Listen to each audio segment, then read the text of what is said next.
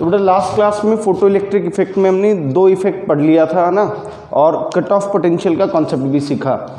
आज discussion start करते हैं effect of frequency of incident radiation on stopping potential.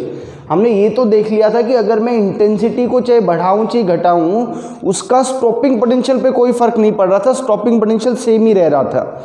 अब हम क्या करें कि जो फ्रीक्वेंसी आप उस मेटल सरफेस के ऊपर इंसिडेंट करवा रहे थे, उसकी फ्रीक्वेंसी को हम चेंज करते हैं। पहले ये समझो कि उस फ्रीक्वेंसी को चेंज करने का क्या फर्क पड़ेगा। भाई आपने लेट अस से कि आप पहले μ1 फ्रीक्वेंसी इंसिडेंट कर रहे थे, तो μ1 फ्रीक्वेंसी का मतलब कि इसकी एनर्जी hμ1 हो गई। अगर आप म्यू को बढ़ाएंगे तो जो अगर आप म्यू को बढ़ा रहे हैं तो इसका मतलब बेटा क्या हो गया, इसका मतलब ये हुआ कि अब जो इलेक्ट्रॉन इजेक्ट होकर के आएगा उसके पास काइनेटिक एनर्जी पहले से ज़्यादा होगी, है ना। क्योंकि देखो जो अभी हम आज की क्लास में बात करेंगे कि आइंस्टीन साहब ने जो इक्वेशन दी कि जो भी टोटल एनर्जी जो रेडिएशन की है, जो इंसिडेंट होगी मेटल सरफेस पे, वो 2 पार्ट में जाएगी।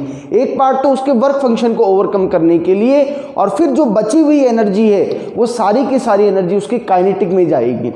तो माने कि ये जो फ्रीक्वेंसी है, अगर ये जो इंसिडेंट फ्रीक्वेंसी है, ये अगर थ्रेशोल्ड फ्रीक्वेंसी से ज़्यादा है, तो ये जितनी ज़्यादा होती जाएगी काइनेटिक एनर्जी भी उतनी ही ज़्यादा होती जाएगी। काइनेटिक एनर्जी ज़्यादा होने का मतलब ये हो गया कि अब उसको रोकने के लिए जो एनर्जी चाहिए वो भी पहले से ज़्यादा चाहिए, और उस एनर्जी को रोकने वाली एनर्जी को हम क्या बोलते हैं बेटा, उसको स्टॉपिंग पोटेंशियल बोलते हैं। तो ये वाला जो एक्सपेरिमेंट हमने किया, ये जो हमने इफेक्ट जो पढ़ा, इसमें हमने सैचुरेशन करंट को कांस्टेंट रखा, सैचुरेशन करंट को फिक्स रखा, जैसे कि यहाँ पे। तो सैचुरेशन करंट को जब हम कांस्टेंट रखते हैं और फ्रीक्वेंसी को अगर बढ़ाते जाते हैं तो स्टॉपिंग पोटेंशियल क्या होगा बेटा, stopping potential becomes more and more negative. आप देखो कि यहाँ पे सैचुरेशन करंट है और यहाँ पे हमने क्या किया है, ये μ1 मान लो बेटा, ये μ2 और ये μ3, और μ3 ग्रेटर देन μ2 ग्रेटर देन μ1, ये होगा। तो जितनी ज़्यादा फ्रीक्वेंसी उतना ही ज़्यादा negative, more negative is the electric stopping potential. आपको उतनी ही ज़्यादा और एनर्जी लगानी पड़ेगी उसको रोकने के लिए, और उस एनर्जी को स्टॉपिंग पोटेंशियल कहेंगे। तो बेटा यहाँ पे हमने लिखा है कि if we increase the frequency of the incident radiation the stopping potential becomes more negative. फिर वही बात हमने लिख दिया कि भाई जो फ्रीक्वेंसी बढ़ाने का मतलब क्या हो गया कि जो इंसिडेंट रेडिएशन है उसकी एनर्जी बढ़ानी, और अब जो इलेक्ट्रॉन जो एमिट होगा उसकी काइनेटिक एनर्जी पहले से ज़्यादा होगी। तो अब हमने एक ग्राफ और प्लॉट किया बेटा, किस किस के बीच में, स्टॉपिंग पोटेंशियल और फ्रीक्वेंसी के बीच में। अब ये ग्राफ की शेप कैसे आई ये अभी थोड़ी देर में डिस्कस करेंगे। ये स्ट्रेट लाइन ग्राफ आते हैं बेटा जी, आप किसी भी मेटल के लिए बना लो, और ये यहाँ पे आपका वर्क फंक्शन होगा -W0। तो स्टॉपिंग पोटेंशियल जैसे जैसे आप फ्रीक्वेंसी को बढ़ाते जाओगे बेटा, वो लीनियरली इंक्रीज होता जाएगा। स्टॉपिंग पोटेंशियल कैसे इंक्रीज होगा, लीनियरली इंक्रीज होगा जैसे जैसे आप फ्रीक्वेंसी को बढ़ाएंगे। क्लियर है। अब आप देखेंगे कि चाहे आप अलग अलग मेटल्स के लिए ये ग्राफ बनाएं, अलग अलग मेटल्स के लिए जो आपका ये ग्राफ आएगा वो ग्राफ तो स्ट्रेट लाइन ही आएगा, और वो सारे के सारे ग्राफ्स पैरेलल आएंगे। हाँ, मेटल्स की फोटो सेंसिटिविटी अलग अलग है, उनका वर्क फंक्शन अलग अलग है, इसलिए इन सबकी थ्रेशोल्ड फ्रीक्वेंसी क्या रहेगी बेटा, अलग अलग रहेगी, बट सभी ग्राफ्स पैरेलल होंगे, सबका स्लोप सेम होगा। और देखो कि कह रहे कि एक मिनिमम कट ऑफ फ्रीक्वेंसी भी एग्जिस्ट करती है जिस पर आपकी स्टॉपिंग पोटेंशियल की वैल्यू क्या होगी, वो 0 हो जाएगी। क्लियर है बेटा, ये नोट करें फटाफट। ये हमारा इफेक्ट था बेटा किसका, जो आप फ्रीक्वेंसी, जो इंसिडेंट जो रेडिएशन थी उसकी फ्रीक्वेंसी का किसके ऊपर, स्टॉपिंग पोटेंशियल के ऊपर।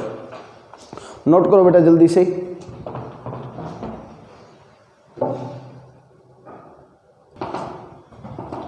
Next is laws of photo electric emission बेटा। तो सबसे पहला जो लॉ है वो क्या कहता है कि अगर आपकी जो फ्रीक्वेंसी है, जो फोटो सेंसिटिव मटेरियल पर आप इंसिडेंट कर रहे हो, वो थ्रेशोल्ड फ्रीक्वेंसी से अगर ज़्यादा है तो जो फोटो इलेक्ट्रिक करंट है वो डायरेक्टली प्रोपोर्शनल रहेगा किसके, इंटेंसिटी की। माने कि अगर आप इंटेंसिटी बढ़ाओगे तो आपका जो फोटो इलेक्ट्रिक करंट है और जो सेचुरेशन करंट है दोनों ही क्या होंगे बेटा, वो बढ़ेंगे, वो डायरेक्टली प्रोपोर्शनल रहेंगे। पहला लॉ है आपका कि अगर थ्रेशोल्ड फ्रीक्वेंसी से ज़्यादा फ्रीक्वेंसी आप इंसिडेंट कर रहे हो, उस केस में अगर इंटेंसिटी को बढ़ाते हो तो आपका फोटो इलेक्ट्रिक करंट और जो सेचुरेशन करंट है दोनों ही बढ़ेंगे। ये पहली बात। दूसरा जो लॉ है वो क्या कह रहा है कि for a given photo sensitive material there exist a certain minimum frequency, है ना, अगर उससे कम फ्रीक्वेंसी, थ्रेशोल्ड फ्रीक्वेंसी से कम फ्रीक्वेंसी अगर आप इंसिडेंट करेंगे तो उस केस में क्या होगा, कोई भी इलेक्ट्रॉन्स एमिट नहीं होंगे, कोई फोटो करंट नहीं पैदा होगा उस केस के अंदर। तो थ्रेशोल्ड, और उस केस में चाहे आप इंटेंसिटी जो मर्जी रख लें, इंटेंसिटी को बढ़ाने से या कम करने से कोई फर्क नहीं पड़ने वाला। तो थ्रेशोल्ड फ्रीक्वेंसी से क्या करना पड़ेगा, आपको ज़्यादा फ्रीक्वेंसी इंसिडेंट करनी पड़ेगी। दूसरी बात ये कह रहा है कि अगर हम थ्रेशोल्ड फ्रीक्वेंसी से ज़्यादा क्या करें, हम थ्रेशोल्ड फ्रीक्वेंसी से ज़्यादा के अगर हम ज़्यादा फ्रीक्वेंसी इंसिडेंट करवाते हैं उस केस में, तो चाहे हम स्टॉपिंग पोटेंशियल बोलें या हम उसको मैक्सिमम काइनेटिक एनर्जी बोलें, वो डायरेक्टली प्रोपोर्शनल रहेगी किसके, उसकी इंसिडेंट फ्रीक्वेंसी के ऊपर, है ना, जो रेडिएशन आप उस पर डाल रहे हो उसकी फ्रीक्वेंसी के डायरेक्टली प्रोपोर्शनल है। ये अभी हमने स्टॉपिंग पोटेंशियल के केस में भी देखा था कि अगर हम फ्रीक्वेंसी बढ़ाते हैं तो उसको रोकने वाली ताकत ज़्यादा चाहिएगी क्योंकि उसकी काइनेटिक एनर्जी ज़्यादा हो गई है। तो जो काइनेटिक एनर्जी है बेटा उसकी, वो क्या रहेगी, वो डायरेक्टली प्रोपोर्शनल रहेगी किसके, उसकी इंसिडेंट फ्रीक्वेंसी के। और इसका किससे कोई लेना देना नहीं है, इसका इसकी इंटेंसिटी से कोई लेना देना नहीं है। It is independent of its, जो आपकी क्या है, इंटेंसिटी। उसके जो लास्ट पॉइंट है इसका बेटा, वो कहता है कि जो फोटो इलेक्ट्रिक इमिशन जो है वो आपका इंस्टेंटेनियस प्रोसेस है, यानी कि जब लाइट इंसिडेंट हुई और जो इलेक्ट्रॉन एमिट हुआ उसमें ऐसा नहीं होगा कि बहुत ज़्यादा टाइम लगने वाला है। वो क्या होगा कि इंसिडेंट फ्रीक्वेंसी आई और इलेक्ट्रॉन एमिट हुआ, इसमें जो समय लगता है आपका वो लगभग 10⁻⁹ सेकेंड से भी कम टाइम वो लगता है। नोट कर लो बेटा ये। Next topic is Einstein's theory of photo electric effect. तो आइंस्टीन ने क्या किया 1905 में, इससे पहले जो प्लैंक क्वांटम जो थ्योरी थी, प्लैंक ने क्या कहा था कि जो भी लाइट जो है, कोई भी रेडिएशन जो है, लाइट रेडिएशन जो भी है बेटा, वो किस फॉर्म में एग्जिस्ट करती है, उसकी एनर्जी फोटोन की फॉर्म में एग्जिस्ट करती है। ये आपने केमिस्ट्री के अंदर पहले पढ़ा होगा। फोटोन का मतलब क्या हुआ, पैकेट ऑफ एनर्जी, है ना। आपने पढ़ा होगा कि जो एनर्जी है लाइट की वो किस फॉर्म में एग्जिस्ट करती है। प्लैंक ने कहा कि वो छोटे छोटे पैकेट्स में एग्जिस्ट करती है, जिसको हमने क्या कहा, फोटोन कहा गया, ठीक है। तो प्लैंक ने भी वही कहा। उसी के बेसिस पे आइंस्टीन ने क्या किया बेटा, आइंस्टीन ने फोटो इलेक्ट्रिक इफेक्ट को एक्सप्लेन किया। उसने कहा कि जो रेडिएशन जो है जिसकी एनर्जी कितनी है, एच म्यू है, E = एच म्यू एनर्जी है। अब उसने जो एक्सप्लेन किया उसकी जो मेन जो पॉइंट्स हैं वो क्या क्या हैं वो देखो जरा। पहला पॉइंट उसने कहा कि भैया ये जो फोटो इलेक्ट्रिक इमिशन जो आ रहा है ये बेसिकली दो पार्टिकल्स का इंटरेक्शन है। एक है आपका फोटोन और दूसरा है आपका इलेक्ट्रॉन, है ना। इलेक्ट्रॉन तो बेसिकली उसने कहा कि ये तो मैटर पार्टिकल है, मटेरियल पार्टिकल हो गया, और जो फोटोन है वो कैसा पार्टिकल था, वो वेव पार्टिकल टाइप की बात हुई उसने।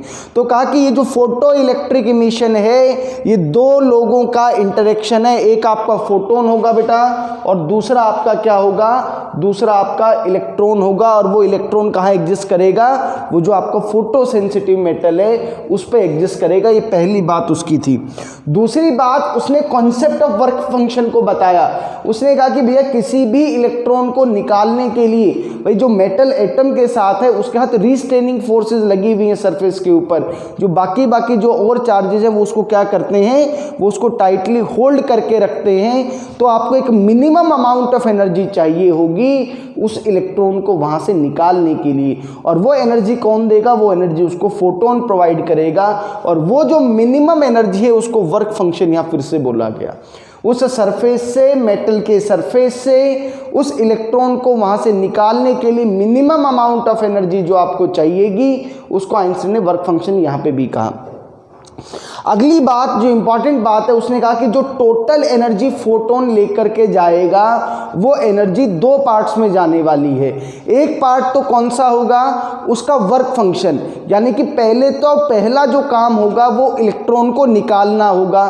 तो एक पार्ट तो उसका वर्क फंक्शन की फॉर्म में चला जाएगा बेटा, जो कि इलेक्ट्रॉन को लिबरेट करेगा, कहाँ से, इजेक्ट आउट करेगा, कहाँ से, उसके सरफेस से। जब आपने इतनी एनर्जी दे दी और अब उसके बाद जो बची हुई एनर्जी है वो एक्चुअल में वो एनर्जी तो एब्जॉर्ब कर ली इलेक्ट्रॉन ने। भाई एक फोटोन जो है ना वो एक ही इलेक्ट्रॉन के साथ इंटरेक्ट करेगा, ये बात ध्यान रखना है। तो अब मान लो कि वो जो फोटोन आया उसके पास लेटेस्ट से कि 10 जूल एनर्जी है और वर्क फंक्शन है 3 जूल, तो बची हुई 7 जूल भी तो उसी इलेक्ट्रॉन के पास गई वो एनर्जी। तो वो जो बची हुई 7 जूल है वो किस में कन्वर्ट हो जाएगी, वो उसको काइनेटिक एनर्जी प्रोवाइड करने में चली जाएगी। तो एनर्जी दो हिस्सों में जाएगी, एक उसके वर्क फंक्शन में और दूसरी बेटा उसका काइनेटिक एनर्जी को बढ़ाने के लिए। ये बात। अगली जो इंपॉर्टेंट बात है वो क्या कह रहा है कि वो बहुत कम फोटॉन्स, यानी कि लेस देन 1% फोटॉन्स जिनकी एनर्जी वर्क फंक्शन से ज़्यादा होगी वही क्या कर पाएंगे, वही बेसिकली इलेक्ट्रॉन्स को निकाल पाएंगे। अब देखो जो आइंस्टीन साहब ने जो एक बात बोली, इसके बेसिस पे दो इक्वेशंस हमारे पास आएंगी। देखो क्या क्या इक्वेशंस हैं वो, और उनको हम क्या बोलते हैं, आइंस्टीन्स फोटो इलेक्ट्रिक इक्वेशंस, ऐसा बोल सकते हैं हम। उन्होंने क्या कहा कि भाई जो टोटल एनर्जी है, भाई एक बात तो पहले आप ये समझ लें कि जो टोटल एनर्जी थी बेटा, टोटल एनर्जी आपकी क्या थी, E = h म्यू। ये दो पार्ट्स में गई आपकी, एक गई आपकी वर्क फंक्शन में और दूसरी पार्ट आपकी कहाँ चली गई, उसकी काइनेटिक एनर्जी बढ़ाने में। इन दो हिस्सों के अंदर वो एनर्जी आपकी चली गई।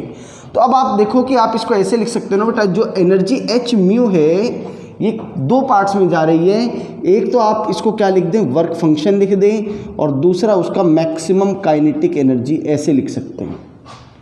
आप इसको ऐसे भी लिख सकते हैं कि h mu = ½ of mv² plus work function. आप ऐसे भी लिख सकते हो इसको कि k max = h mu minus w0। ये पहली इक्वेशन। आप ऐसे भी लिख सकते हो कि k max = h mu minus इस वर्क फंक्शन को बेटा h म्यू नॉट भी लिखा जा सकता है। सो ½ ऑफ mv² और mv max² = h mu minus mu naught. तो ये जो दो इक्वेशंस आई हैं, इक्वेशन नंबर 1, ये दोनों इक्वेशन नंबर 2 है बेटा, ठीक है। Equation 1 and equation 2 are Einstein's photo electric equations.